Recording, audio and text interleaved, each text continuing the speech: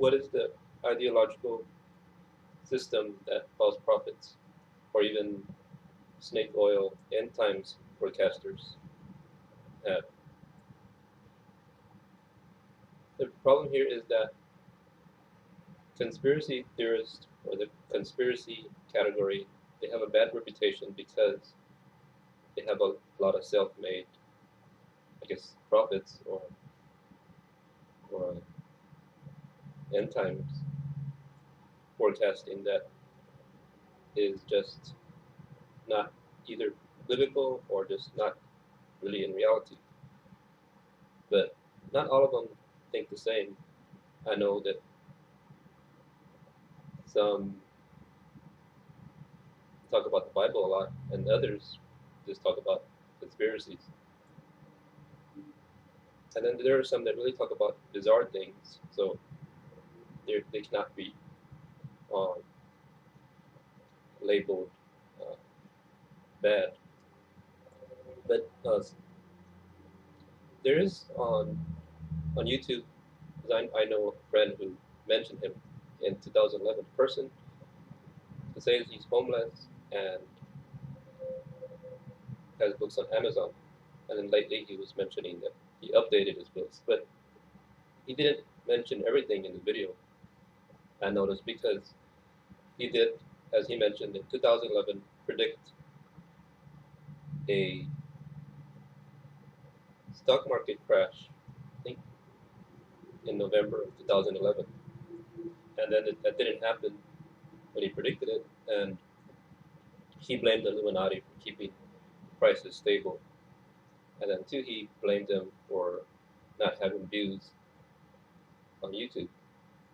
So after that, he made another prediction that the stock market would crash in 2012, and that didn't happen either.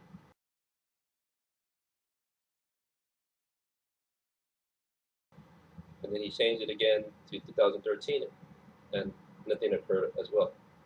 So this time he made a 4-year interval, but two, it's all part of his, I guess, snake oil to make people believe that he's credible. And the thing is, this ideological system that false prophets have, they have a lot of similarities with those that are even forecasting things in the future that deal with maybe the end times or just what they call the New World Order.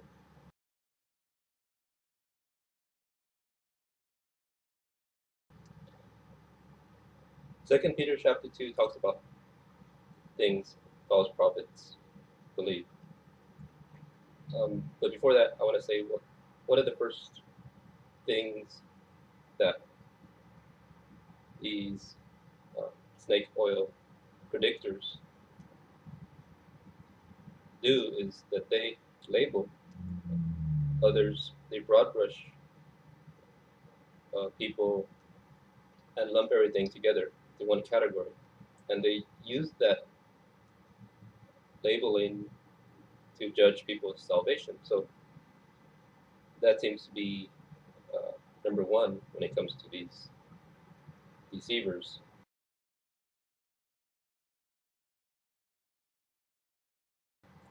So does this person who says he's the best market analyst in the world, does he believe that? Yeah, he has a sort of system of things that if someone believed any one of those things, that they may not, they're not saved. So he does judge people's salvation based on things like if they don't use the King James Bible, or they believe in a pre-trib rapture, or even if they tell others they are saved, while he's telling others that he's a servant of Christ. In chapter 2 of 2 Peter, they say these false prophets are self-willed, they hate authority, they promise people things, promise them liberty. And that's what I noticed, that these uh, false teachers, they misunderstand the Bible. They take things out of context. One thing that comes to mind is Daniel chapter 9, verse 27. Now this verse was, I think, was greatly misinterpreted and corrupted in the modern Bible translations, especially the NIV, and to the New Jerusalem Bible. So why is this verse corrupted? Well, it's because part of the verse, the Bible translators corrupted it. They make it seem like it's a temple and the Antichrist, or a 7-year treaty. But this is a really new interpretation since for modern times. Uh, I know that in the Reformation, some thought the Pope was the Antichrist because he, in the way he sat in the temple, he sat in the place of authority. So why is this Bible verse corrupted? I think part of the reason is they want to distract from the issue of the Vatican and the Pope. So are they self-willed? Do they hate authority? Well, I noticed that they're very pessimistic, and the way that's kind of being not self-controlled, because all they talk about is how bad things are. They're never really positive about anything, and they're trying to gain followers by promising them everything. For instance, this person, he tells people how to make money because he knows market advances and market decline. So he has this sort of method he's selling to make himself look credible and to promote making money in the stock market. And two, these people may have, they might be fanatical about something. I'm not against gun rights, but some are really fanatical about guns, or like fanatical about the state of Israel. And they usually are, promising things, for instance, they want people to be preppers and live off grid, or have guns. In other words, it's kind of worldly, and we know that Christ said that his kingdom was not of this world. There's another thing I want to talk about, but probably leave that for last. Um, so basically, they have man-made system of ideas, and they link themselves to worldly things. And of course, they make their false predictions, which are based on inconsistencies. One of the inconsistencies, for instance, is the time of the Antichrist. Some think everything has to happen in their time.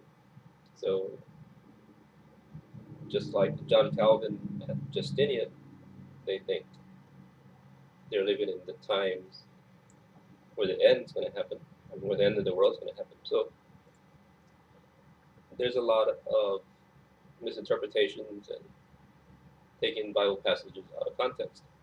One of them could be the idea of a pre-trib rapture, pre-tribulation rapture, because if one reads Revelation, the Antichrist seems to come after Revelation chapter 6, where it talks about the moon and sun being darkened, and that, according to pre-tribulation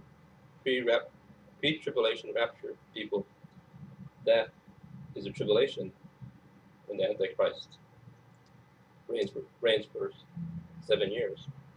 But in Matthew 24, the tribulation is said to come before the sun and the moon are darkened. So why in Revelation is the Antichrist coming after the sun and moon are darkened, and the tribulation in 24, the Matthew, comes before the sun and moon are darkened? So in other words,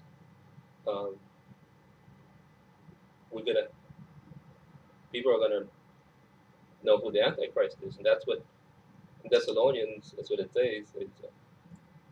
the man of sin has to be revealed first. So throughout this um, throughout this video, I'm going to put Bible passages while I'm talking, and so there's those two that say, well, there's safe havens around the world, like safe places to go. You know, one of them they say is, I heard was England. But see that's if they're consistent in their thinking, England and Europe, that's where the headquarters of globalism and the New World Order are. So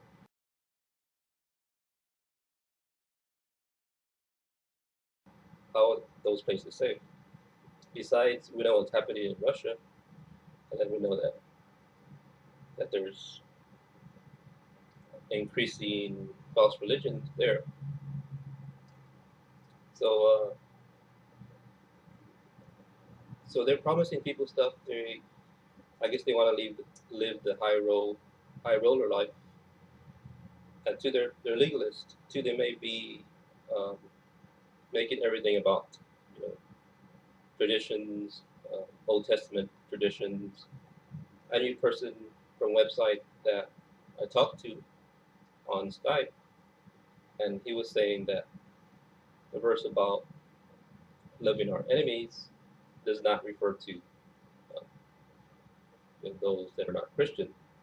So he was reading things in the Old Testament saying this or that, and that what Jesus was saying was only meant for the Israel, those that are saved. In other words, it doesn't mean love the enemies outside of Israel. So again, he fits ideally the ideological system of the false prophet and snake oil end times forecaster.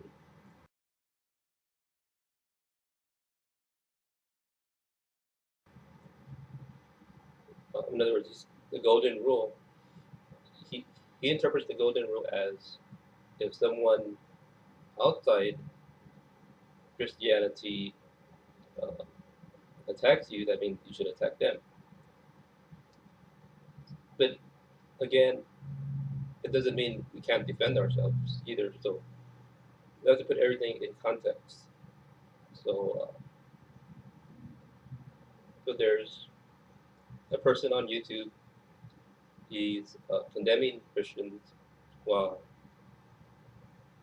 saying he has a method to predict market declines and market advances. So why is this person snake oil stock market salesman? Well, he manipulated a friend out of lots of money, and the way he was asking for money, he was very secretive about it.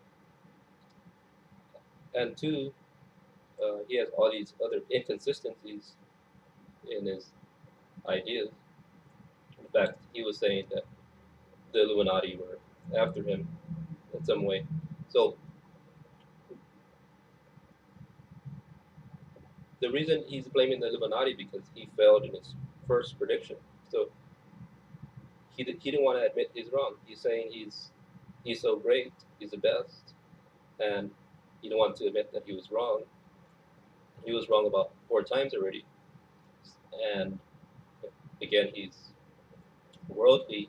He's he seems like he's serving two masters, telling people they're not saved, and saying this is the way you make money.